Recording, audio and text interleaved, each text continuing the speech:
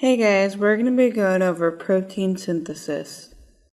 Protein synthesis occurs in 3 steps: initiation, elongation, and termination. Initiation involves the use of eukaryotic initiation factors, which require GTP. Before diving into initiation, let's talk about the 3 different sites located on a ribosome. Your book has a great mnemonic to help you remember. Think of going ape. A for A site, P for P site, and E for E site. The A site is where all aminoacyl tRNAs, or tRNAs that have amino acids on them, will come first. The only exception to this is the start codon, which will start at the P site. The P site accommodates a growing peptide, and the E site holds the empty tRNA as it exits. The initiation factors help identify the 5' cap and help assemble the 40S ribosomal subunit with the initiator tRNA, which will almost always be loaded with methionine.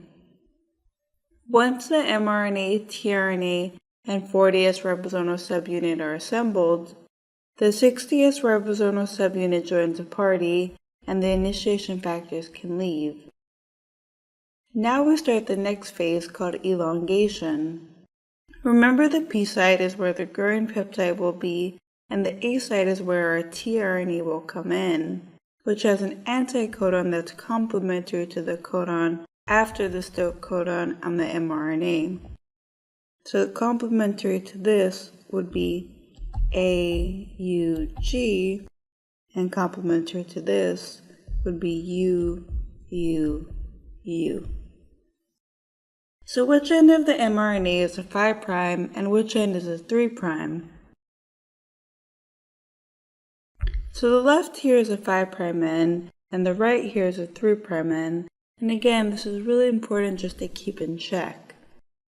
After the tRNA has arrived, the ribosomal RNAs, which is rRNA, will catalyze a peptide bond formation between these 2 amino acids, which you see here. And the amino acid that was in the P site will be set free from its tRNA.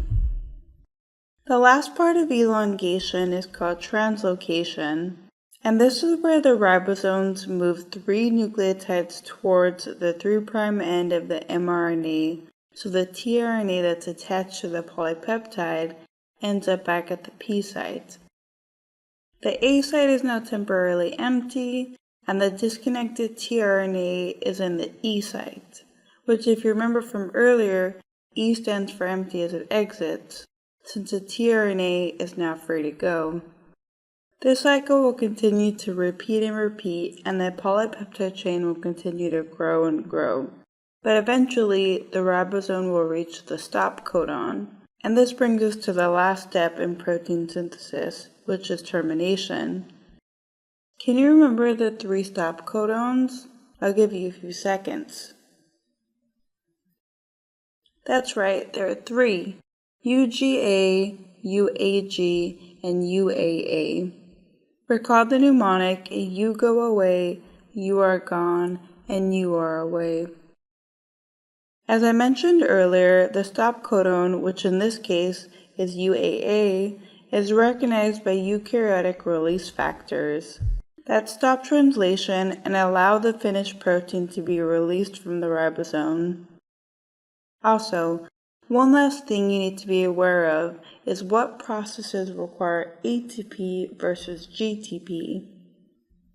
Everything we've discussed so far uses GTP, whereas tRNA activation or charging, which is discussed in another video, uses ATP.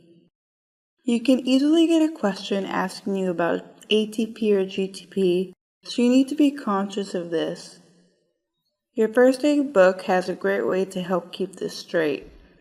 ATP for tRNA activation, as in charging, and GTP for tRNA gripping and going places, as in translocation. Okay, so why is any of this important? One word: antibiotics. The most relevant part of this for your exam is knowing which drugs target translation and how.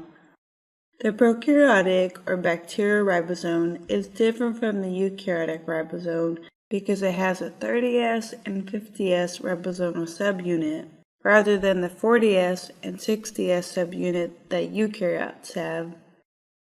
Since it's different, we can use drugs that target it specifically and have little or no effect on our important eukaryotic ribosomes.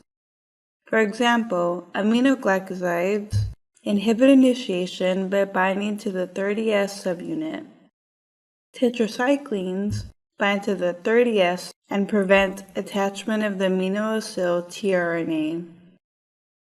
Clindamycin and macrolides both block peptide translocation at the 50S ribosomal subunit, with the macrolide specifically binding to the 23S rRNA unit. Chloramphenicol inhibits the peptidyltransferase activity of the 50S subunit. Oxazolidinones, such as linezolid, inhibits protein synthesis by binding to the 50S subunit and prevents the formation of initiation complex. These are discussed in more detail in the microbiology chapter, but it is super beneficial to make these small connections when you are reviewing this protein synthesis section, because remember, you will get questions on this. Thanks for watching. If you liked the video, give a thumbs up.